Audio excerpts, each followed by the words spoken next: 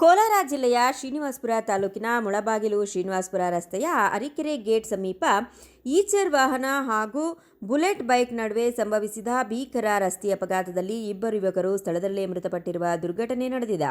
ಮೃತರನ್ನ ಚಿಂತಾಮಣಿ ತಾಲೂಕಿನ ತಿಮ್ಮಸಂದ್ರ ಗ್ರಾಮದ 25 ವರ್ಷದ ಶಶಿ ಹಾಗೂ ಬೆಂಗಳೂರು ಜಿಲ್ಲೆಯ ನೆಲಮಂಗಲದ 25 ವರ್ಷದ ಧನುಷ್ ಎಂದು ಗುರುತಿಸಲಾಗಿದೆ. ನಾಲ್ವರು ಸ್ನೇಹಿತರು 2 ದ್ವಿಚಕ್ರ ವಾಹನಗಳಲ್ಲಿ ಇಂದು ಬೆಳ್ಳಂಬೆಳಗ್ಗೆ ಆಂಧ್ರಪ್ರದೇಶದ ಪ್ರಸಿದ್ಧ ಕಾಣಿಪಾಕಂ ಗಣೇಶ ದೇವಸ್ಥಾನಕ್ಕೆ ತೆರಳುತ್ತಿದ್ದರು.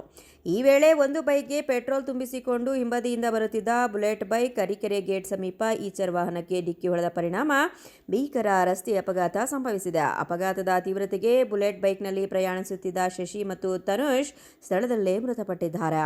ಘಟನೆ ತಿಳಿಯುತ್ತಿದ್ದಂತೆ ಶ್ರೀನಿವಾಸಪುರ ಪೊಲೀಸರು ಸ್ಥಳಕ್ಕೆ ಭೇಟಿ ನೀಡಿ ಪರಿಶೀಲನೆ ನಡೆಸಿ ಮೃತದೇಹವನ್ನು ಮರಣೋತ್ತರ ಪರೀಕ್ಷೆಗೆ ರವಾನಿಸಿದರು.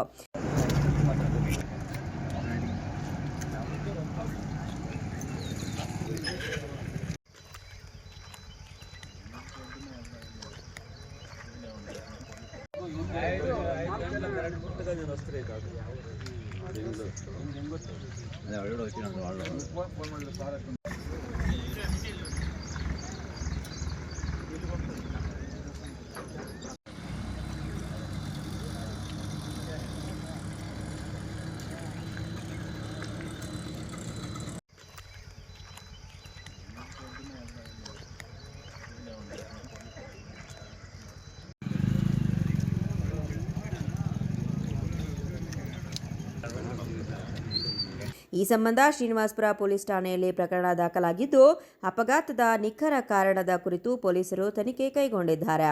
ಮೃತರ ಸಾವಿನಿಂದ ಕುಟುಂಬಸ್ಥರ ಆಕ್ರಂದನ ಮುಗಿಲು ಮುಟ್ಟಿದ್ದು, ಪ್ರದೇಶದಲ್ಲಿ ಶೋಕದ ವಾತಾವರಣ ನಿರ್ಮಾಣವಾಗಿದೆ.